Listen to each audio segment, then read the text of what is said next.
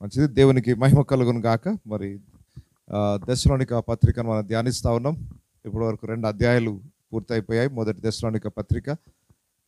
ఈరోజు 3వ అధ్యాయాన్ని మనం ధ్యానించబోతున్నాం. మరి పౌలు యొక్క జీవితంలో నుండి చాలా పాఠాలు నేర్చుకోవచ్చు. పౌలు గారు రాసిన పత్రికలు మనకు ఆధ్యాత్మికమైన ఎదుగుదలకు చాలా ప్రామాణికమైనవి. నూతన నిబంధనలో మరి దేవుడు ఎందుకో అపోస్తలుడైన పౌలుకి చాలా ప్రాముఖ్యతను ఇచ్చాడు. ఆయన మిగిలిన అపోస్తల కన్నా కూడా దేవునితో ఎక్కువ గడిపి, అనగా పరలోక ప్రత్యక్షతలు పొందుకున్న వారిలో గనుడుగా ఎంచబడుతున్నాడు. యేసు ప్రభుతో పాటు 3.5 సంవత్సరాలు సంచరించిన అపోస్తల కన్నా కూడా పరలోక ప్రత్యక్షతలు అపోస్తలుడైన పౌలు అనేకమైనవి పొందుకోగలిగాడు. మరి ఆయన పత్రికలు మనము కరెక్ట్గా ధ్యానం చేస్తే ఎన్నో సత్యాలని మనం నేర్చుకునే అవకాశాలు మనకు దొరుకుతాయి. సో ఈరోజు 3వ అధ్యాయం, మొదటి దశలోనిక పత్రిక 3వ అధ్యాయం. ఒక్కసారి జ్ఞాపకం చేస్తారా? మొదటి 2 అధ్యాయాల్లో ఏమైనా మీకు గుర్తున్నాయా? దశలోనిక సంఘంలో ఉన్న ఘనత ఏంటి అంటే, వారికి చెప్పబడిన వాక్యం చుట్టుప్రక్కల ప్రాంతాలకు అన్నిటికీ మారుమోగించేశారన్నమాట. Very good. 2వ అధ్యాయంలో ఒక్క మాట చెప్పండి ఏదైనా. పౌలు పడ్డ ప్రయాసం. అసలు మొదటి భాగం అంతా సేవకుల కొరకు, 2వ భాగం అంతా విశ్వాసులకు. మొదటి భాగం నుండి ఏం నేర్చుకున్నారు? పౌలు యొక్క పరిచర్య అనుభవాన్ని వర్ణించాడు. ఆయన అనుభవాల్లో నుండి ఒక 2-3 చెప్పండి. 21 రోజుల్లో దశలోనిక సంఘాన్ని స్థాపించాడు. ఓకే. తండ్రి మనస్సు తల్లి మనస్సు కలిగి, అలాగూ తండ్రిలాగా తల్లిలాగా నేను మీ మధ్యలో సేవ చేశాను. దశలోనిక మొదటి పత్రిక 2వ అధ్యాయం సేవకులకు సరిపడినంత ఆహారం ఉంటుంది అందులో. కేవలం ఆ ఒక్క అధ్యాయాన్ని ధ్యానించి దాని ప్రకారం మీరు సేవ చేస్తే చాలు, పౌల్లో ఉన్న కొంతైన అభిషేకం మన మీదకి వచ్చేస్తుంది. అద్భుతమైన సేవ మన ద్వారా జరుగుతుంది. సేమ్ అలా చేయగలిగితే. అది మర్చిపోకండి. అది ఎన్నిసార్లు మీరు జ్ఞాపకం చేసుకున్నా, ఎన్నిసార్లు చదివినా, ప్రత్యేకంగా పాస్టర్స్, అది మన ఆత్మీయ జీవితానికి, సేవా పరిచర్యకి ఎంతో పురుకొల్పుగా ఉంటుంది. అది ఎప్పుడు మర్చిపోకండి. అది పౌలు యొక్క అనుభవ సారం. దాంట్లో 2వ భాగం విశ్వాసాలను ఉద్దేశించి కొన్ని పాఠాలు నేర్చుకున్నాం. ఏంటిది? వారు అపోస్తలుడైన పౌలు చేత పలుకబడిన వాక్యాన్ని మనుషుల మాటలను ఎంచక దేవుని వాక్యం అని భావించి దాన్ని అంగీకరించారు, దానికి లోబడ్డారు. అందుకొరకే మీలో కార్యసిద్ధి కలుగజేయున్నది దేవుని వాక్యమే. అంటే ఒక సేవకుడు వాక్యాన్ని ప్రకటిస్తూ ఉండగా ఆ సేవకుని మాటలుగా మీరు స్వీకరించక, అది ఎవరి మాటలుగా స్వీకరించాలి? ఇది సాక్షాత్తు దేవుడు మాట్లాడుతున్నాడు అని స్వీకరిస్తే అప్పుడే ఆ వాక్యము మన లోపల కార్యసిద్ధి కలుగజేస్తుంది. వాక్యాలు అన్నీ మన జీవితంలో కార్యసిద్ధి కలుగజేయవు. ఎందుకు?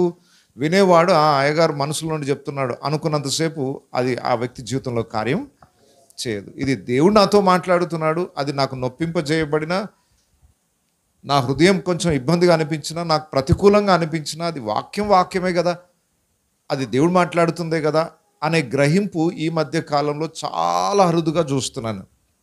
ఎంతసేపు మాకు అనుకూలంగా ఏదైనా చెప్తే ఆనందిస్తాం, ప్రతికూలంగా చెప్తే అది దేవుని వాక్కైనా మేము స్వీకరించాం అనే మొండితనముతో ఈనాటి సమాజం ఉంది.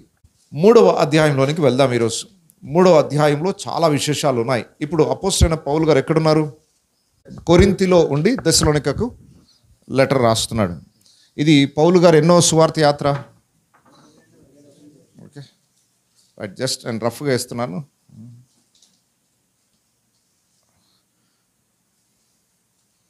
ఇక్కడ దశలోనిక ఉందనుకోండి, ఇక్కడ బెరయ. ఓకే రైట్, ఎగ్జాక్ట్గా కాకపోయినా రఫ్గా వేస్తున్నాను. ఇక్కడ ఏథెన్స్, ఇది కోరింథీ అనుకుందాం. Okay right. ఇప్పుడు దశలోనికలో 3 వారాలు ఉండి అక్కడ నుండి ఎక్కడికి వెళ్ళిపోయాడు పౌలు? ఎందుకు వెళ్ళవలసి వచ్చింది? ఇక్కడున్న యూదులు పౌలు గారిని చంపాలని ప్రయత్నం చేసినప్పుడు బలవంతంగా అక్కడ నుండి వెళ్ళిపోవాల్సి వచ్చింది. అక్కడ నుండి బెరయాకు వచ్చారు. పౌలుతో పాటు ఎవరెవరు ఉన్నారు? తిమోతి. ఓకే, పౌలుతో పాటు తిమోతి, శీల కూడా ఉన్నారు. సో ఇక్కడ తిమోతిని శీలను బెరయాలో వదిలేశాడు పౌలు. లూకా కూడా ఉన్నాడు. లూకా ఫిలిప్పిలోనే విడివబడ్డాడు. ఇక్కడ స్పెషల్గా మనం గుర్తుపెట్టుకోవాల్సిన వ్యక్తులు ఎవరు? శీల, తిమోతి. వాళ్ళిద్దరిని ఎక్కడ వదిలేశాడు? బెరయాలో వదిలేసి మీరు ఇక్కడే ఉండండి అని ఆయన ఒక్కడే ఏథెన్స్కి వెళ్ళాడు. ఏథెన్స్కి వెళ్ళిన తర్వాత మీరు త్వరగా వచ్చేసేయండి నా దగ్గరికి అని వాళ్ళకి ఆజ్ఞాపించి వచ్చేసాడు. ఇక ఏథెన్స్లో ఎలా పరిచర్య జరిగింది అనేది మనకు అపోస్తుల కార్యంలో ఉంది. పౌలు ఏథెన్స్లో ఉన్నప్పుడు బెరయా నుండి తిమోతి వచ్చాడట. ఒకడే వచ్చాడు తిమోతి. తిమోతి రాగానే పౌలు మనసంతా దెస్సలోనిక మీద ఉంది. ఎందుకు? పాపము వాళ్ళకి అప్పుడే పుట్టిన బిడ్డను కని అక్కడ పడేసి వచ్చినట్టు అయిపోయింది. చాలామంది రక్షింపబడ్డారు, సువార్తను అంగీకరించారు. వారికి 3 వారాలలో ఒక్క రోజు కూడా వృధా చేయకుండా చెప్పాల్సినంత చెప్పేశాడు. ఎంత సబ్జెక్ట్ చెప్పాడో తెలుసా?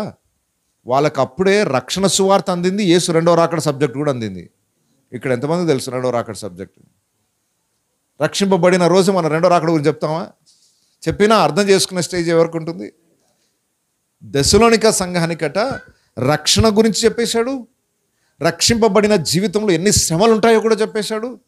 ఈ శ్రమల ముగింపులో ఎంత మహిమ ఉంటుంది, దేవుడు ఆయన రాకడ దినమందు పరిస్థితులు ఎలా ఉంటాయి అవన్నీ కూడా చెప్పేశాడట. 3 వారాలలో అంత సబ్జెక్ట్ వాళ్ళు నేర్చుకున్నారంటే మరి 15 ఏళ్ళ నుండి మీరు ఎంత నేర్చుకొని ఉండాలి ఈ పాటికి? 3 వారాలలో ఇంత సబ్జెక్ట్ నేర్చుకున్నారు. అయినా అపోస్తలుడైన పౌలుకి దెస్సలోనిక మీద తెగ ప్రాణం కొట్టుకుంటా ఉంది. అయ్యో, వారిని ఇంకా సమృద్ధిగా స్థిరపరచకుండా వచ్చేసానేమో, వాళ్ళ గురించి నేను ఇంకా చేయాల్సిన పరిచర్య చేయకుండా రావాల్సి వచ్చింది, పరిస్థితులు అనుకూలించలేదు అని ఇక్కడ కూర్చొని బాధపడతా ఉన్నాడు ఏథెన్స్లో. అదే టైంకి ఎవరు వచ్చారు? తిమోతి వచ్చాడు. తిమోతి రాగానే రే మంచి టైంకి వచ్చావయ్యా అని చెప్పేసి అపోస్తలుడైన పౌలు దెస్సలోనిక సంఘస్థులను స్థిరపరచడానికి ఆయన చేసిన పనులు కొన్ని ఉన్నాయి. ఆ సంఘమును స్థిరపరచుటకు 3 ముఖ్యమైన పనులు చేశాడు. అవి గుర్తుపెట్టుకోండి. మొట్టమొదటిది, ఇక్కడికి ఒక పత్రిక రాస్తున్నాడు. ఇప్పుడు సరే నేను వెళ్ళలేను కానీ ఏం చేయగలను? అక్కడున్న సంఘాన్ని బలపరచడానికి దేవుని వాక్యాన్ని పత్రిక రూపకంగా పంపగలనని ఇప్పుడు పత్రిక రాస్తున్నాడు. రైట్. సో ఇక్కడ ఫస్ట్ తిమోతిని పంపించిన తర్వాత పత్రిక రాస్తున్నాడు. కొరింథీలో తిమోతిని ఫస్ట్ పంపించాడు. ఫస్ట్ పని ఆయన చేసింది ఎవరిని? తిమోతిని ఎక్కడ పంపాడు? దెస్సలోనిక. బాబు కొంచెం ఆ సంఘాన్ని బలపరిచి స్థిరపరిచి రావాలి అని తిమోతిని పంపాడు. తిమోతిని పంపడం ఫస్ట్ పని అయితే కొరింథీలోకి వచ్చాడు కదా. ఇప్పుడు కొరింథీ నుండి ఏం చేస్తున్నాడు? పత్రిక రాస్తున్నాడు. ఒక మనిషిని పంపాడు, పత్రిక రాస్తున్నాడు. మూడోది ఆ సంఘం కొరకు ప్రార్థన చేస్తున్నాడు. ప్రతి సేవకుడు ఇది నేర్చుకోవాల్సిన పాఠం. చూడండి, ఆ సంఘం పట్ల ఎంత భారం కలిగి ఆయన ఉన్నాడు. ఆ సంఘము కొత్తగా రక్షింపబడినప్పటికీ వారు దేవుని రాకడ వరకు నిలిచి ఉండాలన్నదే తపన పౌలుకి. సువార్త సేవ ఒక అంత అయితే, రక్షింపబడిన విశ్వాసిని చివరి వరకు నిలబెట్టడం అనేది చాలా కష్టమైన పని. నేను అంటాను, సువార్థికుని పని కష్టమే, ప్రవక్తల పరిచర్య కష్టమే, అన్ని పరిచర్యలు చాలా కష్టమైనవే. కానీ అన్ని పరిచర్యలు టెంపరరీ. ఈరోజు ఒక వ్యక్తికి సువార్త ప్రకటిస్తాం, రక్షింపడ్డాడు, రక్షింపడలేకపోతే వదిలేస్తాం, వెళ్ళిపోతాం. ప్రవక్తలు వస్తారు, తప్పు చేసిన వాడిని గద్దిస్తారు, శిక్షిస్తారు, లేదా దేవుని మాటలు చెప్పేస్తారు, అక్కడ వెళ్ళిపోతారు, వాళ్ళ డ్యూటీ అయిపోతుంది. కానీ ఒక వ్యక్తిని చచ్చేదాకా చూసుకోవాల్సిన బాధ్యత ఎవరిది? కాపరిది. సువార్థికుడు వింటే తీసుకెళ్ళి బాప్తిసం ఇచ్చి పంపించేస్తాడు, లేదంటే నమ్మితే స్వర్గం, నమ్మకపోతే నరకం అని పాద దులిపేసి వెళ్ళిపోవచ్చు, ఆయన డ్యూటీ అయిపోతుంది. ప్రవక్తలు వస్తారు, దేవుడు చెప్పమని చెప్తారు, మారు మనసు పొందండి లేకపోతే మీ కర్మ అని చెప్పేసి వెళ్ళిపోతాడు. ఎటు తిరిగి వాడు చచ్చేదాకా, పుట్టినరోజు నుండి చచ్చేదాకా చూసుకోవాల్సింది ఎవరు? తుమ్మినా దగ్గినా ఉండాల్సింది ఎవరు? కాపరి. ఎందుకంటే ఒక తండ్రి ఒక తల్లి పాత్ర వారిదే. బిడ్డను కన్న తర్వాత ఎప్పటి వరకు ఉంటుంది వారి మీద మన బాధ్యత? మీరు అనుకుంటున్నారు పెళ్లి చేసేదాకా అని. కాదు, మనమన్న పోవాలా, వాళ్ళన్న పోవాలా, అప్పటి వరకు బాధ్యత ఉంటుంది. అంటే నిజమైన బాధ్యత కలిగిన తల్లిదండ్రులు అయితే వాళ్ళకి పెళ్ళిళ్ళు చేసినా కూడా మళ్ళీ వాళ్ళ పిల్లలకు సేవలు చేయాలి. ఇష్టంతో చేస్తారా, కష్టంతో చేస్తారా? తల్లులు చెప్పాలా మీరు? మనవరాలు వచ్చిన వాళ్ళు ఎవరైనా ఉంటే చెప్పాలా? అయిపోయింది, కూతురు పెళ్లి చేశాం, కొడుకు పెళ్లి చేశాం, ఇక నాకు వాళ్ళకి సంబంధం లేదు అని వదిలేస్తారా? లేకపోతే వాళ్ళ పిల్లల గురించి ఏదైనా బాధ్యత తీసుకుంటారా? పెద్దలు మనవరాలు ఉన్న వాళ్ళకి అనుభవం ఉంటుంది. ఎందుకు మా డ్యూటీ అయిపోయింది కదా, మా బాధ్యత అయిపోయింది కదా వదిలేస్తారా? ప్రేమ లాగుతూనే ఉంటుంది. ఓకే, వారు ఏం చేయలేకపోయినా చేయగలిగే ప్రయత్నం ఖచ్చితంగా చేస్తారు. అది ప్రేమ. ఆ ప్రేమ కాపరులలో ఉండాలి. వాళ్ళు చనిపోయేదాకా, లేదా మనము వెళ్ళిపోయేదాకా, లేదా యేసు రాకడ వరకు మనకు వాళ్ళ మీద బాధ్యత ఉంది. అయితే ఆ బాధ్యతని ఎలా నిర్వహించాలి అనేది పౌలు దగ్గర నుండి నేర్చుకోవాలి. అయితే ప్రతిసారి మనము వాళ్ళతో కలిసి ఉండలేము, అన్ని చోట్ల మనం ఉండలేము. కానీ అన్ని సంఘాలను బలపరచాలని ఆశ. ఎట్లా సాధ్యమవుతుంది? ఇప్పుడు చచ్చేదాకా పౌలు ఇక్కడే ఉండలేడు. ఎందుకు? ఉండడానికి అవకాశాలు కూడా లేవు అక్కడ. అక్కడ ఉంటే పౌలుని చంపేస్తారు. మరి అలాగని చెప్పేసి ఈ సంఘాన్ని వదిలేద్దామా? నో. ఏదో ఒక మార్గాన్ని ఎన్నుకొని సంఘాన్ని బలపరచాలన్న కోరిక. నేనేం చేయగలుగుతా, నాతో ఏమవుతుందిగా అని విడిచిపెట్టలేదు పౌలు. సరే, ఒక సమస్య వచ్చింది, ఇంకేదైనా మార్గం ఉందా ఈ సంఘాన్ని బలపరచడానికి? సేవకులారా దయచేసి గమనించండి, ఈ చివరి రోజుల్లో మనం పరిచర్య చేస్తున్నప్పుడు ఎన్నో ఆటంకాలు ఖచ్చితంగా వస్తాయి. అయితే ఆటంకాలు అనేది సేవకు అంతం కావద్దు. ఆటంకం వచ్చింది కాబట్టి సేవ ఆపడానికి వీల్లేదు. పద్ధతి మారుస్తాం అంతే, మెథడ్ చేంజ్ చేస్తాం. ఇప్పుడు వచ్చి ఇక్కడ గందరగోళం చేస్తారా, ఇక్కడ యేసు ప్రభువుని గురించి ప్రకటించొద్దని. ప్రకటించకుండా ఉంటామేంటి? యేసు ప్రభువుని ఇక్కడ మేము వచ్చి ప్రకటించకపోయినా ఇంకొక పద్ధతిలో ప్రకటింపజేస్తాం. స్వార్థ సేవ ఆపేది లేదు. కానీ కరపత్రాలు ప్రకటించొద్దు, పంచొద్దు అంటారు. Okay, no problem. కరపత్రాలు మంచం, వ్యక్తిగతంగా సువార్త చేస్తాం.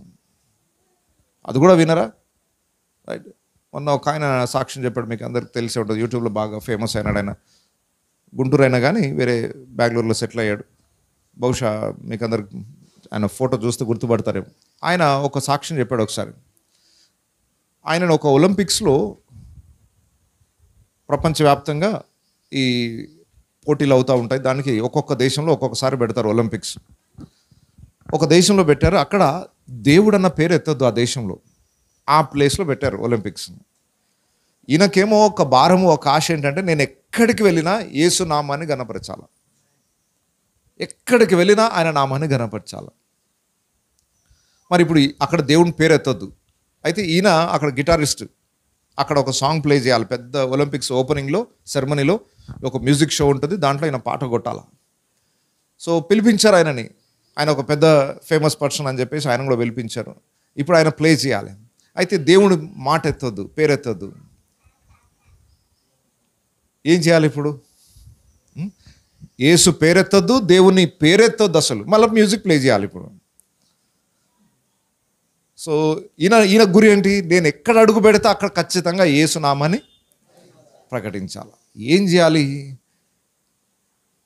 అని అంటే ఏం లేదు, ఆయన ఒక క్యాప్ పెట్టుకున్నాడు. క్యాప్ మీద ఐ లవ్ జీసస్ అని రాసుకున్నాడు. దాని ఎవరు కాదంటారు? ఓకే, ఐ లవ్ జీసస్ అని పెట్టుకొని గిటార్ పాట పాడలేదు, కానీ గిటార్ మీద సాంగ్ కొట్టాడు. అదే యేసు ప్రభుని గురించిన ఒక పాట, ఇంగ్లీష్ సాంగ్ ఒకటి గిటార్ మీద ప్లే చేశాడు. అది ఎవరు తెలుసు? పైన క్యాప్ చెప్తుంది నేను యేసు ప్రభు బిడ్డనని, కింద గిటార్ చెప్తుంది ఆయన స్తుతి పాట అని. అంత పెద్ద ఒలింపిక్స్లో ఎవ్వరు కాదన్నా కూడా, యేసుని గురించి మాట ఎత్తద్దన్నా కూడా ఆబ్జెక్షన్ చేసే అవకాశం లేకుండా చేశాడు. Okay, Benny Prasad, right. పేరు గుర్తు రాలేదు. ఓకే, బెన్నీ ప్రసాద్, మీకు ఐడియా ఉండొచ్చు. యూట్యూబ్లో ఆయన టెస్ట్ మనీ కూడా ఉంది. ఓకే, ప్రపంచ దేశంలో ఎన్నో దేశాలు ఆయన తిరిగి దేవుడు అద్భుతమైన సాక్షిగాతను వాడుకుంటాడు. సో నేను ఇక్కడ ఎందుకు చెప్పిన ఉదాహరణ అంటే, దేవుని పరిచర్యకు ఆటంకాలు ఎన్నో వస్తాయి. ఒక మెథడ్ పని చేయలేదంటే ఇంకొక మెథడ్లో ట్రై చేస్తాం. మెసేజ్ మారొద్దు, మెథడ్ చేంజ్ కావాలంతే. అయ్యో యేసుప్రభు గురించి ఇలా చెప్తే వినట్లేదా, అయితే ఇంకొకలాగా చెప్తా అని చెప్పేసి సబ్జెక్ట్ని చేంజ్ చేయొద్దు. యేసుప్రభుని నమ్మడానికి సువార్తని కల్తీ చేయొద్దు.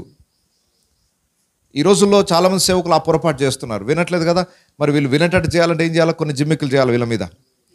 వినేటట్టు చేయాలంటే నలుగురు కింద పడేయాలంతే. ఓ ఈ అయ్యగారి దగ్గర చాలా పవర్ ఉన్నట్టుంది అనుకొని ఫీల్ కావాలా. సో అలా ఫీల్ అయ్యేటట్టు చేసి కొంతమంది బుక్ అయిన వాళ్ళు కూడా ఉన్నారు. ఇలా చేస్తే దేవునికి మహిమనా అవమానమా? మనము ప్రజల్ని ఒప్పించడానికి మనము దేవుని సందేశాన్ని డైల్యూట్ చేయొద్దు. ఏసే నమ్ముకోండి, అన్నీ తిరిగిపోతాయి, బాధలు అప్పులన్నీ తిరిగిపోతాయి, అన్ని సమస్యలు తిరిగిపోతాయి అని ప్రకటించుకుంటూ పోతుంటే నువ్వు అక్కడ మెసేజ్ని చేంజ్ చేసేస్తున్నావు. అలా చేయాల్సిన అవసరం లేదు. మెథడ్స్ని చేంజ్ చేయాలి కానీ మెసేజ్ని చేంజ్ చేయొద్దు. యేసు శిలువ త్యాగము ద్వారానే మనకు విమోచన. పైన ఆకాశం అందే కానీ కింద భూమి అందే కానీ మరి ఏ నామమునను రక్షణ లేదు. అక్కడ సబ్జెక్ట్లో ఏ తేడా లేదు. కానీ ఎలా చెప్పాలి? కరపత్రాల ఇప్పుడు అనుకూలత లేదు. మరి బహిరంగ కూడికలు పెడదామా? ఈ రోజుల్లో అది కూడా లేదు. నిజంగా చెప్తున్నా, ఇప్పటికీ బహిరంగ కూడికలు ఆల్మోస్ట్ అయిపోతున్నట్టే. అంటే కరపత్రాలు ప్రకటిస్తే అబ్జెక్షన్ చేస్తున్నారు, బహిరంగ సభలు పెడితే అబ్జెక్షన్ చేస్తున్నారు. మరి సేవ ఆపేద్దామా? ఇది మీకు నచ్చలేదేమో ఇంకో మెథడ్లో చేస్తాము, అది మీకు నచ్చలేదేమో ఇంకో మెథడ్ చేస్తాం, చచ్చేదాకా చేస్తూనే ఉంటాం. బట్ చాలామంది సేవకులు ఏం చేస్తున్నారంటే, ఓహో ఇక్కడ ఆబ్జెక్షన్, ఇక్కడ ఆబ్జెక్షన్, కాబట్టి సేవ బంద్. ఇంట్లో ప్రార్థన చేసుకోవడం, ఇంటికి వచ్చినోడు చర్చికి వచ్చినోడికి 4 మాటలు చెప్పడం, పంపడం, అది జాలీగా ఈ లోకానికి సేవ చేయడం అని కాంప్రమైజ్ అయిపోయి అక్కడనే ఉండిపోతున్న సేవకులు కొంతమంది. సో బాగా గుర్తుపెట్టుకోవాలి, సేవకుడు పరిస్థితులను చూసి సేవ ఆపడు. నేను అక్కడున్న ప్రజలకి దేవుని గురించి చెప్పాలి. ఏ మెథడ్లో అక్కడికి సువార్త అందుతుంది, ఏ కోణంలో వెళ్ళి నేను సువార్త చేయగలను. ఒకసారి మీకు యూట్యూబ్లో అద్భుతమైన టెస్టిమనీస్ ఉన్నాయండి. బైబిల్ స్మగ్లర్ అని మీరు యూట్యూబ్లో సెర్చ్ చేస్తే ఒక టెస్టిమనీ వస్తుంది. బైబిల్ స్మగ్లర్, చాలా పాత టెస్టిమనీ. చైనా దేశంలో ఆ టైంలో బైబిల్ కనబడితే చాలు చంపేసేవాళ్ళు. బైబిలే అవసరం లేదు, బైబిల్ పైన ఒక చిన్న పేపర్, బైబిల్ లోపటి నుండి ఒక పేపర్ ఒక ముక్క దొరికిన ఎవరి దగ్గర అయినా వాళ్ళు చాలా నేరస్తులు అనమాట. ఆ రోజుల్లో వాళ్ళని చంపడమే, ఇంకా మారమాట్లేదు. ఏదో పెద్ద దేశద్రోహుల్లాగా చిత్రీకరించేవాళ్ళు. అలాంటి కాలంలో చైనా దేశంలో రహస్యంగా దేవుని నమ్ముకున్న వాళ్ళు ఉన్నారు. వాళ్ళకి బైబిల్ కావాలా, వేరే వాళ్ళు వెళ్ళి చెప్పలేరు, వాళ్ళందరూ వాళ్ళు చదువుకోవడానికి బైబిల్ లేవు. ఒక్క పేపర్ దొరికితే వాళ్ళు పెద్ద స్వర్గమే భూమి మీద వచ్చినట్టు అంత ఆనందం అట వారికి. ఒక పేపర్ దొరికింది అనుకోండి, 10 నిమిషాల్లో కంఠస్థం చేసేస్తారట. చేసేసి మళ్ళీ ఇంకెవరికైనా ఇచ్చారు, అది వాళ్ళ దగ్గర ఉంటే ప్రమాదం. కంఠస్థం చేసి వేరే వాళ్ళకి ఇచ్చేస్తారట, వాళ్ళు కంఠస్థం చేసి ఇంకొకరికి ఇచ్చేస్తారట. పొరపాటున ఎవరైనా పోలీసులు ఎవరైనా గుర్తుపట్టినట్టు చేస్తే నోట్లేసి మింగేస్తారు, అంతే. దొరకొద్దు అది, ఆ దొరికితే ప్రూఫ్ దొరికినట్టు కదా, ఈయన చంపడానికి అధికారం. అలాంటి కఠినమైన పరిస్థితులు ఉన్న రోజుల్లో ఒక ఆయన ఒక నిర్ణయం తీసుకున్నాడు. ఇంత ఆకలితో ఉన్న చైనా ప్రజలకి దేవుని వాక్యం అందాలి, ఎట్లాగైనా వెళ్ళి వారికి బైబిల్స్ ఇవ్వాలి. మరి బైబిల్స్ ఆ బార్డర్ దాటి లోపలికి వెళ్ళాలంటే చాలా ప్రమాదం. అసలు ముక్క దొరికితేనే చంపేసేటోళ్ళు, ఇక నీ దగ్గర బైబిల్ ఉందంటే ఊరుకుంటారా? సో ఒక ఆయన ఎట్టి పరిస్థితుల్లోనైనా నేను ఆ దేశంలోనికి బైబిల్ తీసుకెళ్తాను అని కారులో వెనుక బైబిల్ డబ్బాలు నింపుకున్నాడు. బార్డర్ చెక్ వచ్చింది. అది ఒకవేళ బైబిల్ ఆయన కారులో ఉన్నాయని తెలిస్తే అక్కడనే షూట్ చేసి చంపేస్తారు. అయినా తెగించి నేను ఎలాగైనా బైబిల్ లోపలికి తీసుకెళ్తాను. సో బైబిల్ని స్మగ్లింగ్ చేయడంలో ఎక్స్పర్ట్ ఆయన. పోలీసులకు కంటపడకుండా తీసుకెళ్ళిపోయి ఎక్స్పర్ట్ చేశాడు. ఎట్లా చేశాడనేది మీరు తర్వాత యూట్యూబ్లో చూసుకోండి. నిజం, ఒక పేపర్ ముక్క కూడా లోపలికి రానివ్వద్దు అనుకున్న వాళ్ళు 100 బైబిల్ ఈయన పోయి పార్సల్ చేసి వచ్చింది. స్మగ్లర్, మరి అట్లనే ఉంటారు స్మగ్లర్స్. అయితే ఆ రోజుల్లో బైబిల్ స్మగ్లర్ అని ఆయనకు పేరు. ఎందుకు అనంటే పోలీసులకు కంటపడకుండా బైబిల్ని చైనా దేశానికి పంపేయగలగడంలో దేవుడు ఆయన కృప చూపి ఒకటి ఏంటి అనంటే ఆయన ఎలా చేయగలిగాడంటే దేవుని యొక్క మహాకృప ఆయనకు తోడుగా ఉంది. ఆయనకు వెళ్ళాలని ఆశ ఉంది, చేయాలని ఆశ ఉంది. ఒకసారి పోలీసులు పట్టుకొని మొత్తం వెతికితే, దేవా నువ్వు గత కాలంలో సిరియా దేశ ప్రజలు యెరూషలేము మీదకి యుద్ధానికి వస్తే వారి కళ్ళు కనబడకుండా చేసేయడానికి ఆజ్ఞాపించగానే కళ్ళు కనబడకుండా పోయాయి. వాళ్ళు వచ్చి తడుములు ఆడుకునే పరిస్థితి వచ్చింది కదా. సేమ్ ఈ పోలీసు వాళ్ళకి ఇప్పుడు నా బైబిల్ కనబడద్దు. వాళ్ళు కారంతా వెతికారట కానీ వాళ్ళకి కళ్ళు కనబడలేదు బైబిల్. అలా తప్పించుకొని వెళ్ళిపోయిన సందర్భాలు ఉన్నాయి. చాలా ఆశ్చర్యంగా అది. అంటే దేవుని కొరకు మనం ఒక పని చేయడానికి నిర్ణయం చేసుకుంటే దేవుడు మార్గాన్ని ఏదో ఒకటి ఏర్పాటు చేస్తాడు. సో ఆ రీతిగా బైబిల్స్ వెళ్ళి ప్రకటించబడ్డాయి, అనేక మంది రక్షింపబడ్డారు. మరి ఈరోజు మనం చెప్పుకోదగిన గొప్ప విషయం ఏంటంటే ప్రపంచ దేశంలో అన్ని ప్లేసెస్ కన్నా ఎక్కువ బైబిల్ ప్రింట్ అయ్యేది చైనాలోనే. చైనా దేశము బైబిల్స్ ప్రింట్ చేసి ప్రపంచానికి పంపుతుంది ఈరోజు. ఎందుకంటే వాళ్ళు బిజినెస్ లాగా చూస్తున్నారు. బట్ ఎనీవే వాళ్ళ బిజినెస్ ఏదో, బైబిల్ ఒకప్పుడు వద్దన్న ఆ దేశం ఈరోజు బైబిల్ ప్రింటింగ్ చేస్తుంది విస్తారంగా. రోజు కొన్ని లక్షల బైబిళ్ళు చైనా నుండి వస్తున్నాయి. సో దేవుడు అలాంటి కార్యాలు చేయగలడు. సో కాబట్టి అమ్మో ఇది సాధ్యం కాదనుకొని పరిచయం చేయకుండా ఆగిపోతే నో. పౌలుని ఇక్కడ చంపేస్తామన్నారు, నో ప్రాబ్లం. పౌలు వ్యక్తిగతంగా అక్కడ లేకపోయినా పౌలు పరిచర్య జరగాలి. ఎలా జరగాలి అంటే పౌలు ఉపయోగించిన మొట్టమొదటి పద్ధతి ఏంటి అని అంటే, నేను వెళ్ళలేను కానీ ఇంకెవరినైనా పంపుతాను. ఈరోజు దయచేసి చాలా ప్రాముఖ్యమైన సబ్జెక్ట్ ఇది. ఒకసారి ఇప్పుడు 3వ అధ్యాయంలోకి వెళ్దాం. ఇప్పుడు ఈ బ్యాక్గ్రౌండ్ అంతా చెప్పాను కాబట్టి మీకు ఇప్పుడు ఈ అధ్యాయం చాలా సులభంగా అర్థమైపోతుంది. ఓకే, 3వ అధ్యాయం మొదటి వచనం చూడండి. కాబట్టి ఇక సహింపజాలక ఏథెన్సులో మేము మొంటిగానైనను ఉండుట మంచిదని ఎంచి. ఆగండి, ఇప్పుడు ఎక్కడున్నాడు అంటే కొరింథులో ఉన్నాడు, కానీ ఏ సందర్భాన్ని వివరిస్తున్నాడు? ఏథెన్సులో నేను ఒక్కనే ఉన్నాను. అప్పుడు ఈ శ్రమల వలన ఎవడునూ కదిలింపబడకుండానట్లు మిమ్మును స్థిరపరచుటకును మీ విశ్వాస విషయమై మిమ్మును హెచ్చరించుటకును మన సహోదరుడును క్రీస్తు సువార్త విషయములో దేవుని పరిచారకుడునైన తిమోతిని పంపితిమి. ఆగండి. ఇప్పుడు ఈయన ఉద్దేశం అంతా ఏంటి? పౌలు యొక్క పర్పస్ ఏంటి? స్థిరపరచాలి. దయచేసి గమనించండి, సువార్త ప్రకటించడము, రక్షణలోకి నడిపించడం ఒక ఎత్తు అయితే, స్థిరపరచుట అనేది చాలా ప్రాముఖ్యమైన పరిచర్య. ఈరోజు చాలా మంది రక్షింపబడుతున్నారు, వెనకకి వెళ్ళిపోతున్నారు. ఎందుకు? మంచి ఫౌండేషన్ కరెక్ట్గా వేయట్లేదు. పిల్లర్ లాగా మంచిగా కంకరు రాడ్లు వేసేసి మంచిగా పిల్లర్లు వేసి నిలబెట్టే పరిస్థితుల్లో లేరు ఈరోజు. చర్చ్కి గట్టిగా పిల్లర్లు వేసి కట్టాలని ట్రై చేస్తున్నారు, కానీ విశ్వాసులను మాత్రం మంచి పిల్లర్ మీద కట్టాలని ఆలోచన, బండ మీద కట్టబడిన ఇంటిలాగా విశ్వాసులని కట్టాలి. సో ఈరోజు సేవకులకు ప్రత్యేకంగా గమనించండి, మన గురి ఏంటి అని అంటే ఆత్మలను సంపాదించబడిన ఆత్మలను స్థిరపరచుట, వారిని స్టాండర్డ్గా నిలబెట్టడం. ఎందుకంటే ప్రతికూలమైన పరిస్థితులు రాబోతున్నాయి. ఈరోజు మనం ఒక 100 మందిని చూసుకొని 200 మందిని చూసుకొని మా సంఘంలో 200 మంది అని ఈరోజు మురిసిపోతున్నాము, కానీ రేపు ఒక బలమైన గాలి వచ్చినప్పుడు పొట్టులో ఎగిరిపోయేది ఎంతమంది? స్థిరంగా గట్టి గింజల్లాగా నిలబడేది ఎంతమంది?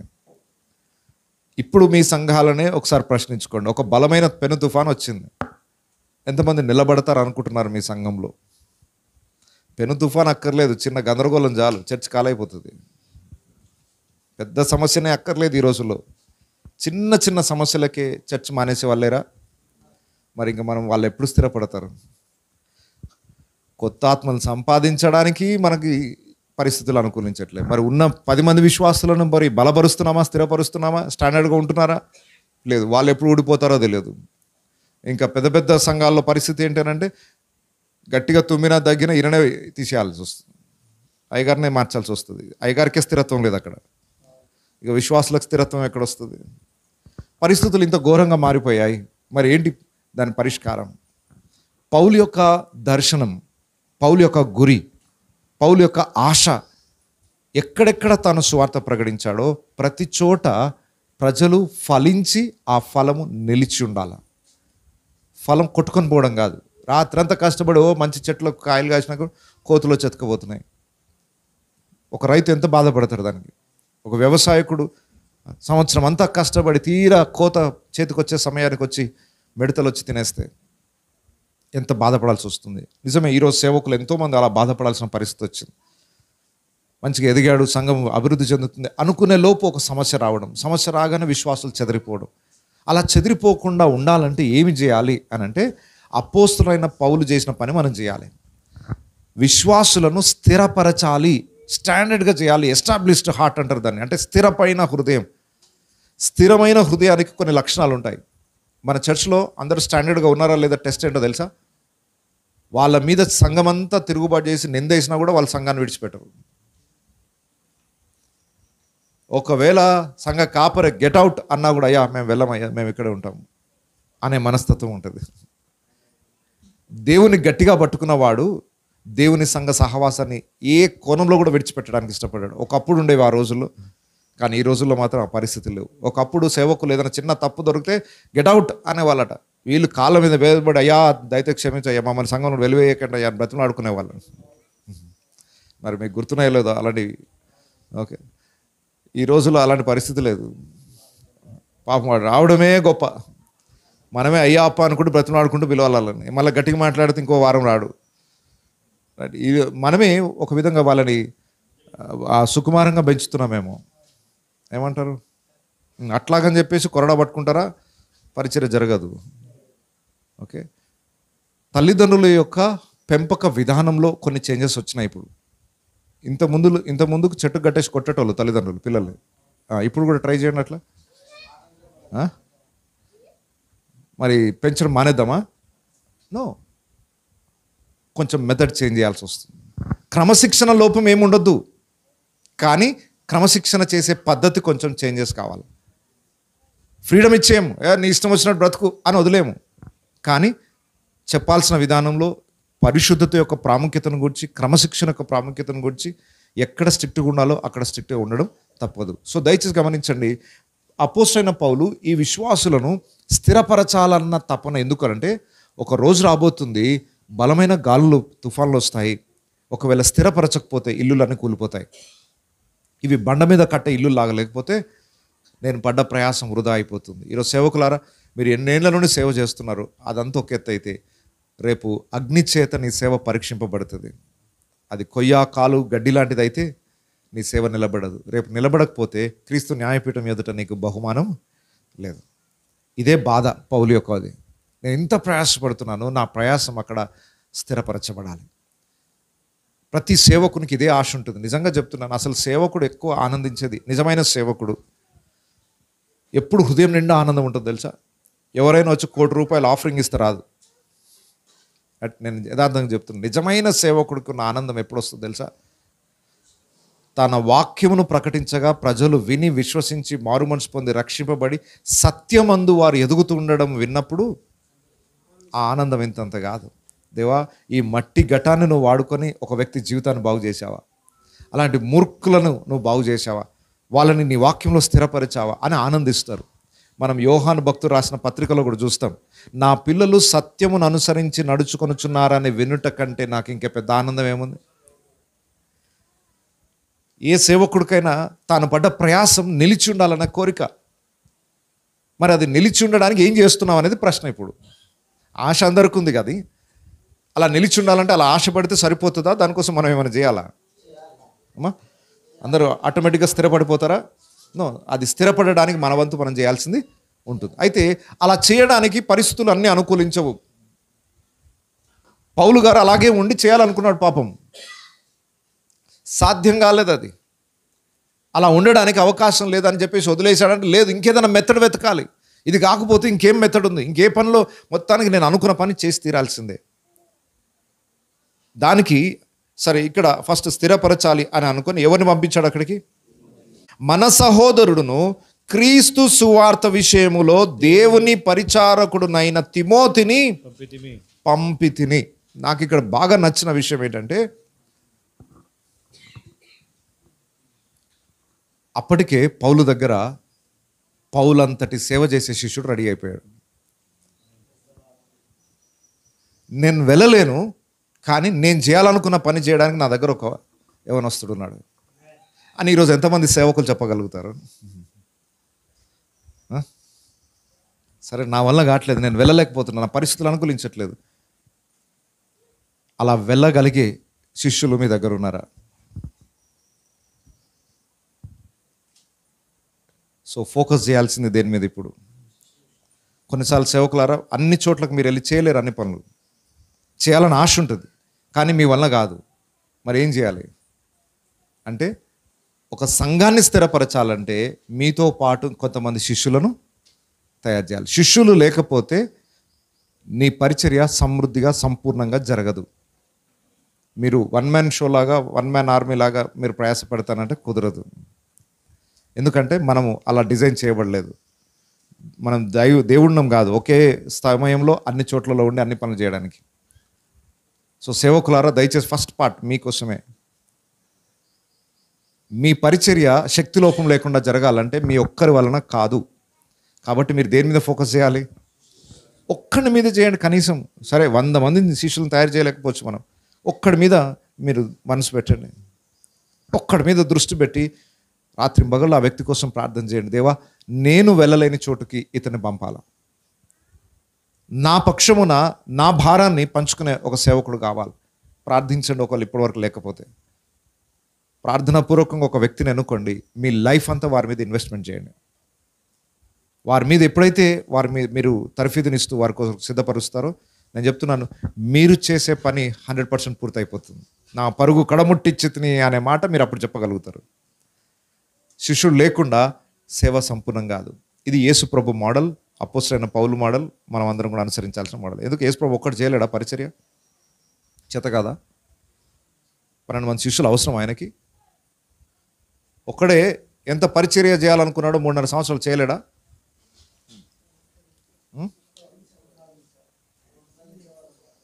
ఆయన చేయగలడా? చేయలేడా? చెయ్యగలిగిన వ్యక్తే 12 మంది శిష్యులను పెట్టుకొని పంపితే, చేయలేని వాళ్ళం మనం ఏం చేయాలి చెప్పండి? చెయ్యగలడు ఆయన, ఆయనకు అవసరం లేదు, కానీ చేశాడు. ఆయన శిష్యులను తయారు చేసుకున్నాడు. ఈరోజు మనకి ఇంకా డబల్ అవసరం. కాబట్టి శిష్యులు లేకుండా సేవ సంపూర్ణం కాదు. సో ఫోకస్ చేయండి. ఎన్ని నెలలు అయిపోయింది ఇప్పటికీ ఈ సంవత్సరంలో? 5వ నెల నడుస్తుంది. ఇంకా తిప్పి కొడితే ఇంకొక 6 సంవత్సరం ఉంది. 6 సంవత్సరం పైన కొంచెం కొసరు. ఒక 7 నెలలు మన ముందు ఉంది. ఈ 7.5 నెలల్లో ఒక గురి పెట్టుకొని, దేవా నాకు ఒక శిష్యుడు కావాలా. ఎవరైనా కావచ్చు, ఒక 10 తరగతి చదువుతున్న పిల్లోడు కావచ్చు, లేదా మీ కొడుకే కావచ్చు, మీ కూతురే కావచ్చు, ఎవరైనా కావచ్చు. మీరు వెళ్ళి చేయలేని పనులు వారిని పంపి చేయడానికి ఒక పరిచారకుడు మీకోసం ఉండాలి. ఒక శిష్యుడిని తయారు చేసుకుంటే నేను చెప్తున్నా, నిజంగా మీ పని చాలా సులభం అవుతుంది. ఎందుకనంటే మీరు 100% అన్ని పనులు చేయలేరు, అది మీ వలన కాదు. న్యాయం చేయలేము అన్ని పనులకు. అయితే పౌలు దగ్గర ఆల్రెడీ రెడీగా తిమోతున్నాడు కాబట్టి, ఇంతకు ఈ తిమోతి ఏ జర్నీలో పరిచయం అయ్యాడు? ఈయనకి ఏ జర్నీలో ఈయనతో పాటు స్టార్ట్ అయ్యాడు? పౌలు ఎన్ని సువార్త యాత్రలు చేశాడు? 3 సువార్త యాత్రలు, 1 రోమా ప్రయాణం, అపోస్తల కార్యంలో ఉన్న చరిత్ర. 3 సువార్త యాత్రలో మొదటిసారి వెళ్ళి సువార్త యాత్ర చేసిన ప్రాంతములో తిమోతి యొక్క కుటుంబం వాళ్ళు రక్షింపబడ్డారు. సో తిమోతి వాళ్ళ అమ్మగారు, వాళ్ళ అమ్మమ్మ గారి యొక్క విశ్వాసం ద్వారా ఇతడు రక్షింపబడ్డాడు. అంటే బహుశా అపోస్తలుడైన పౌలు ఆ గ్రామానికి వెళ్ళినప్పుడు అతను ఒక పసిబిడ్డలాగా ఉండొచ్చేమో. పౌలు గారిని మొదటి యాత్రను చూసి ఉండొచ్చేమో, మనకు తెలియదు. కానీ 2వ మిషనరీ జర్నీలో పౌలు మళ్ళీ అదే ఊరికి వెళ్ళినప్పుడు తిమోతిని చూడగానే, అప్పటికే తిమోతి కొంచెం యాక్టివ్ అయిపోయాడు, మినిస్ట్రీలో చాలా యాక్టివ్ అయిపోయేసరికి పౌలు సెలెక్ట్ చేసుకున్నాడు, నువ్వు నాకు శిష్యునిగా ఉండాలి, ఫాలో మీ అన్నాడు. ఆయన కూడా ఎంత సంతోషంగా యాక్సెప్ట్ చేశాడు. మీరు యూత్ని అడగండి, ఫాలో మీ అని అడగండి. ఇప్పుడు అంటే ఫాలో మీ అనగానే ఫాలో అయిపోతారా? నో. వాళ్ళు నిన్ను ఫాలో కావాలంటే నీ దగ్గర కూడా అన్ని స్టాండర్డ్స్ ఉండాలి. తిమోతి వచ్చే నాతో అనగానే అసలు గొప్ప భాగ్యంగా భావించుకున్నాడు తిమోతి. అరే ఇంత గొప్ప ఛాన్స్ మిస్ చేసుకోవద్దు నేను. సో ఈరోజు దయచేసి సేవకులారా ఆ హోదాను సంపాదించుకోండి. అప్పుడు 100 మంది రాకపోవచ్చు, మీకు కనీసం ఒక్కడన్నా దొరుకుతాడు. ఆ ఒక్కడిని వెంట పెట్టుకొని నాకు ఆశ్చర్యం కలుగజేసిన విషయం ఏంటంటే, ఇదే జర్నీ వాళ్ళు ఈ యాత్రలోనే వాళ్ళ ఊరు నుండి ఆయన వెంట పెట్టుకొని ఈ ఊరికి వచ్చేసరికి శిష్యుడు అయిపోయాడండి ఆయన. నేను ఎందుకొరకు ఎప్పుడు వెంట పెట్టుకొని తిరుగుతా మనుషులను? ఎందుకంటే ఏదైనా కొట్లాట అయితే కొట్లాడుకోవడానికి కాదు. కొంతమంది అట్లా కూడా అనుకునేటోళ్ళు, ఈ అయ్యగారికి భయం ఎక్కువ, ఎప్పుడు ఒక్కడు పోడంట, ఎప్పుడు 4గురిని వేసుకొని తిరుగుతాడట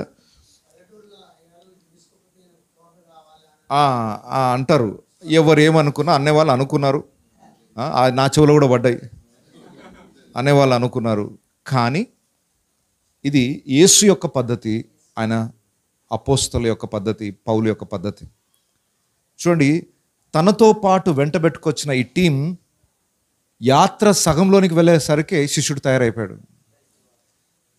నేను చెప్తున్నాను, క్లాస్ రూమ్లో జరిగే టీచింగ్ కన్నా జర్నీస్లో జరిగే టీచింగ్ చాలా ఉంటుంది. నాతో పాటు వచ్చేవాళ్ళు పెద్ద ప్రసంగాలు చేయలేకపోయినా ఒక పరిస్థితిని చూసి ఎట్లా హ్యాండిల్ చేయాలో నేర్చుకుంటారు. ఒక్కొక్క ప్రాంతంలో వెళ్తున్నప్పుడు వాళ్ళకు ఒక్కొక్క అవగాహన వస్తుంది. అరే ఈ పరిచయం ఇట్లా ఉంది, ఇక్కడ ఇట్లా ఉంది, నేను చెప్పాల్సిన అవసరం లేదు. అక్కడ చూడగానే పరిస్థితులు అర్థమవుతాయి వారికి, మనుషులు ఎట్లా ఉంటారు, వారిని ఎలా డీల్ చేయాలి. అనుభవ పాఠాలు చాలా ఉంటాయి. కొన్నిసార్లు ప్రసంగం చేద్దాం అనుకున్నప్పుడు రాని తలంపులు ప్రయాణాల్లో ఉన్నప్పుడు వస్తాయి. అందుకొరకు నేను ఒకటి నేర్చుకున్నాను ఏంటంటే, ఏదైనా గుర్తొచ్చింది అనుకో వెంటనే కార్లో ఉన్న వాళ్ళకి చెప్పేసేయాలి ఫస్ట్. తర్వాత చెప్పుదాం అనుకుంటే ఛాన్స్ దొరకకపోవచ్చేమో. ఎందుకు? జర్నీ అనేది లర్నింగ్, యాత్ర అనేది ఒక పాఠశాలలాగా మారిపోవాలి. యేసుప్రభు అలాగే చేశాడు. శిష్యులను వెంటబెట్టుకొని వెళ్తూ వెళ్తూ సడన్గా ఏదో కనబడగానే ఆ అంజూరపు చెట్టును చూడండి అని చెప్పి దాని మీద ఒక క్లాస్ అయిపోయింది. దారిలో ప్రయాణాలలోనే కొన్ని లెసన్స్ అయిపోతాయి. అది తెలియకుండా జరిగిపోయి పరిశుద్ధాత్మ యొక్క నడిపింపు ద్వారానే జరిగేటి. ఇక్కడన్నా కొన్ని సిద్ధపాటు పడి రావాల్సి వస్తుంది, కానీ కొన్నిసార్లు మనతో పాటు ఉన్నప్పుడు పరిస్థితులను బట్టి వెంటనే దేవుడు తలంపులు ఇస్తాడు, మనం వెళ్ళి చెప్పేస్తాం, శిష్యులు తయారైపోతూనే ఉంటారు. సో ఇక్కడ సేవకులారా, మీరు ఎప్పుడు ఒంటరిగా వెళ్ళకండి. అంటే ఎవరో మిమ్మల్ని చంపేస్తారన్న భయానికి కాదు నేను చెప్పేది. అలా చంపాలని దేవుని డిజైన్లో ఉంటే మీకు మీ వెనక 10 మంది ఉన్నా వస్తారు, ఏం ఫికర్ చేయకండి. మీతో పాటు ఆ 10 మంది కూడా పోతారు. అంటే 10 మంది ఉంటే మనకు సేఫ్ అనే ఆలోచన కాదు నేను చెప్పేది. సరే, అఫ్కోర్స్ అది కూడా ఒక బెనిఫిటే, కాదనట్లేదు. బట్ అది కాదు మన గోల్. ఎందుకు వెంట సేవకుల వెంట ఒక శిష్యుని వెంట పెట్టుకొని వెళ్ళాలి? అది మీకు సేఫ్, మీ ఆత్మీయ జీవితానికి అది ప్రొటెక్షన్, మీరు శిష్యునిగా తయారు చేయడానికి అదొక అద్భుతమైన అవకాశం. కాబట్టి ప్రార్థనాపూర్వకంగా ఒక శిష్యుని సెలెక్ట్ చేసుకోండి. ఈ జర్నీలో జస్ట్ ఇక్కడ నుండి ఇక్కడికి వచ్చాడంతే అండి. మీకు మ్యాప్లో చూస్తే ఇది త్రోయా, ఓకే, ఎక్కడ లుస్త్రా, దెర్బే ఈ ప్రాంతాలు ఉన్నాయి. పౌలు గారు యెరూషలేం నుండి జర్నీ చేసుకుంటూ వచ్చి లుస్త్రాలు ఆయన వెంట పెట్టుకొని త్రోయాకు వచ్చి లూకాను వెంట పెట్టుకొని ఇక్కడికి వచ్చాడు. ఇక్కడికి వచ్చే లోపు శిష్యుడు తయారైపోయాడు. బైబిల్ కాలేజ్ 4 సంవత్సరాలు పంపితే శిష్యులు కాదు, మీతో 4 రోజులు తిప్పితే చాలు శిష్యుడు అవుతాడు. యవనస్తులు మా సంఘంలో ఉంటారు, ప్రతి ఒక్కడికి కారు నడపాలని ఆశ. ఆ సీట్ నాకే దొరకనియ్యరు. డ్రైవింగ్ స్కూల్ పంపాల్సిన అవసరం లేదు. నేను 2 సార్లు 4 సార్లు నాతో పాటు వచ్చేసారంటే 3వ సారి వాడే నడిపిస్తా అంటాడు. జర్నీస్లో ఏమైపోతుంది? రాజేశాయి గారు అట్లనే నేర్చుకున్నారు, కుమార్ అన్న కూడా నేర్చుకున్నాడు. ఆల్మోస్ట్ అందరికీ డ్రైవింగ్ వచ్చి ఇప్పుడు మా కొడుకు మా కూతురు వాళ్ళు చిన్నప్పుడే స్టార్ట్ చేశారు వాళ్ళు కూడా. ఓకే, పెద్ద ఇంకేం క్లాస్ రూమ్ టీచింగ్ అవసరం లేదు వాళ్ళకి, వేరే కోర్సులు ఏం అక్కర్లేదు. 4 సార్లు తిరిగితే ఆటోమేటిక్గా ఎట్లా డ్రైవింగ్ చేస్తున్నారని చూస్తున్నారు వాళ్ళు కూడా అంతే. ఇప్పుడు మీ పిల్లలు మీరు బండి నడిపిస్తున్నారు, వాళ్ళకి ఏం స్పెషల్ క్లాస్లో అవసరం లేదు. మీరు 2 సార్లు వాడు వెనక బండి మీద కూర్చోబెట్టుకోండి, తర్వాత నువ్వు వెనక కూర్చో డాడీ అంటాడు అంతే. సో తల్లిదండ్రులుగా మనం వెంట తీసుకెళ్తున్నప్పుడు మనం చేసే పనులన్నీ వాడు నెక్స్ట్ టైం చేయగలుగుతాడు, హ్యాండిల్ చేయగలుగుతాడు. మనమే ట్రైనింగ్ ఇవ్వం. శిష్యులను తయారు చేయడంలో వారిని వెంటేసుకొని తిరగడం చాలా ప్రాముఖ్యమైన పని.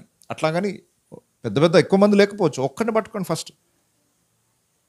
ఆ ఒక్కడిని ఈ జర్నీ పూర్తి అయిపోయే లోపే శిష్యుడు అయిపోయాడు. సో ఇప్పుడు ఎంత స్థాయికి తిమోతి ఎదిగాడంటే ఒక సంఘమును స్థిరపరచగలిగినంత స్థాయికి ఎదిగాడు. ఉట్టి వెళ్ళి ఒక ప్రసంగం చేసి రావడం కాదు, ప్రసంగం ఎవరైనా చేసి వస్తారు. అక్కడికి వెళ్ళి సంఘాన్ని స్థిరపరచగలిగిన స్థాయిలో ఈరోజు మన సంఘంలో ఎంతమంది ఉన్నారు? మీ సంఘంలో నుండి ఎవరైనా ఒకరిని పంపితే ఒక సంఘంలో ఉన్న సమస్యల్ని పరిష్కరించి విశ్వాసాన్ని బలపరిచి స్థిరపరిచి శోధనలోకి పడిపోకుండా క్రీస్తు రాకడ వరకు వారిని నిలబెట్టే పని చేయగలిగిన సామర్థ్యం కలిగిన సేవకులు మీ దగ్గర ఎంతమంది ఉన్నారు? అయ్యా, మీరు ఎన్నేళ్ళు సేవ చేశారనేది ముఖ్యం కాదు, మీరు చేసిన సేవ ఒక్క రోజులో పటాపంచలు అవుతుంది. శిష్యులు లేకపోతే ఒక్కరోజు చాలు. మీరు పోయారంటే నెక్స్ట్ డే చర్చికి తాళాలు పడాల్సిందే. మరేంటి, మరి శిష్యులు లేరు కదా. 50 ఏళ్ళు సేవ చేసి తాళాలు పడ్డ చర్చిలు ఉన్నాయండి. ఎలాంటి శిష్యులను తయారు చేయాలనంటే వారు వెళ్ళి సంఘాలను స్థిరపరచగలగాలి. అంటే లీడర్షిప్ లెసన్స్ నేర్చుకోవాలి వాళ్ళు. నేను అంటున్నాను, ఇది పౌలు ద్వారా స్థాపించబడిన సంఘం కదా. తిమోతి మాట వింటారంటారా వాళ్ళు? ఇప్పుడు వాళ్ళకి మెయిన్ లీడర్ ఎవరు వాళ్ళ మైండ్లో? మరి ఇప్పుడు పౌలు రాకుండా అసిస్టెంట్ పంపితే రిసీవ్ చేసుకుంటారా? Very good. అయ్యగారు ఫుల్ అనుభవంతో చెప్తున్నారు. నిజమే. ఇప్పుడు నేను మీ ఏలియా గారి దగ్గర మీటింగ్కి వస్తా అన్నారు. ఆ రోజు అయ్యా నేను రాలేకపోతున్నా, మరి నన్ను శిష్యులను పంపిస్తా అంటే ఎట్లుంటుంది మీ మనసులో? అయ్యా డేట్ మార్చుకుంటారే కానీ మనిషిని మార్చరు అన్నమాట. ఓకే, సహజం అది. ఓకే, సహజం. ఎందుకంటే ఆ మెయిన్ పర్సన్ని మనం ఎక్స్పెక్ట్ చేస్తాం. మరి ఒకసారి ఆలోచించండి, ఇక్కడున్న సంఘానికి ఇప్పుడు తిమోతిని పంపిస్తే ఎట్లా రిసీవ్ చేసుకుంటారు వాళ్ళు? ఇప్పుడు విశ్వాసుల దగ్గరకు వద్దాం. విశ్వాసులారా, ఎంతమంది తిమోతి పొజిషన్లో ఉన్నారు ఇప్పుడు? ఎంతమంది విశ్వాసులు సేవకులను అడగట్లేదు నేను, ఎంతమంది విశ్వాసులను అడుగుతున్నా, ఇన్నేళ్ళుగా అయింది కదా మీరు రక్షింపబడి,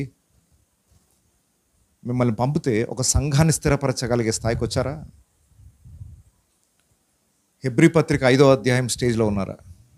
ఏంటి హెబ్రీ పత్రిక 5వ అధ్యాయం? కాలమును బట్టి చూస్తే మీరు, కానీ ఒకడు మీకు మరలా మూల పాఠములు బోధింపవలసి వచ్చును. అయ్యా బైబిల్ చదువుకుని ఆయన, ప్రార్థన చేసుకుని ఆయన, ప్రతి ఆదివారం చర్చికి రానాయన, కొంచెం దేవుని భయం కలిగి ఉండు నాయన అని చెప్పాల్సిన రోజులు వచ్చినాయంటే మనము పాలు తాగే వయసులోనే ఉన్నాం, కానీ బలమైన ఆహారం తినే వయసులోనికి రాలేదు. సో విశ్వాసులారా దయచేసి గమనించండి, సేవకులదే రెస్పాన్సిబిలిటీ కాదు. ఎవరి బాధ్యత ఉంది? విశ్వాసుల బాధ్యత ఉంది. ఆ స్థాయికి నేను ఎదగాలి. ఒక నాయకుడు మనకున్నాడంటే అరే ఆయనలాగా సేవ చేయగలగాలి, అవసరమైతే ఆయన కంటే గొప్ప సేవ చేయాలి. ఇక్కడ ఏం కాంపిటీషన్ లేదు. అరే నాకంటే గొప్ప సేవ చేస్తున్నాడు, నేను కులుకునేది ఉండదు, ఆనందిస్తాం. ఇప్పుడు ఏ తండ్రి అయినా వాళ్ళ కొడుకు తండ్రి కన్నా ఎక్కువ పొజిషన్లో ఉండాలని కోరుకుంటాడా, తండ్రి కన్నా తక్కువ పొజిషన్లో ఉండాలని కోరుకుంటాడు? తండ్రులారా చెప్పండి. మీరు ఒక చిన్న కూలి పని చేస్తున్నారు, మీ కొడుకు ఆఫీసర్ కావాలని కోరుకుంటారా? లేదు, నేను కూలి అంటే నా కిందనే ఉండాలి, వాడు కనీసం నా లెవెల్కి ఎదగాలి అంతే అంటాడా? తండ్రి అయితే ఏమనుకుంటాడు? నేను ఎదగలేకపోయాను ఆ స్థాయికి, కానీ నా కొడుకు నన్ను మించి. తండ్రి కాని పాస్టర్లు ఉంటారు కొంతమంది, వాళ్ళ ఆలోచనలు ఎట్లుంటాయి?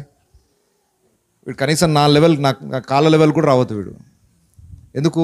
నా సీట్కి ఎక్కడ ఎసరు పెడతాడు అంటే, నా సీట్కి ఒక ఎసరు పెడుతున్నాడు అనుకుంటే ఇతను నీ కొడుకే కాదు. తండ్రి కొడుకుల మధ్య రిలేషన్షిప్ లేదు మీకు.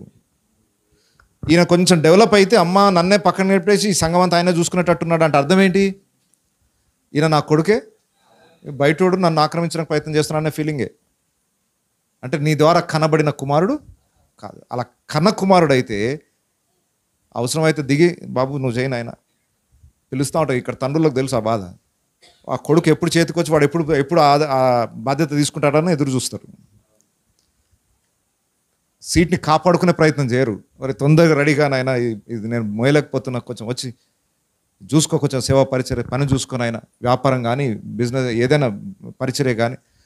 తండ్రి యొక్క ఆలోచన ఎప్పుడు కూడా తన కుమారుడు తనకంటే ఉన్నత స్థాయికి ఎదిగి తండ్రి యొక్క బాధ్యతను కూడా తీసుకొని దాన్ని ఇంకా ఉన్నత స్థితికి నడిపించాలన్న ఆలోచన తండ్రులకు ఉంటుంది.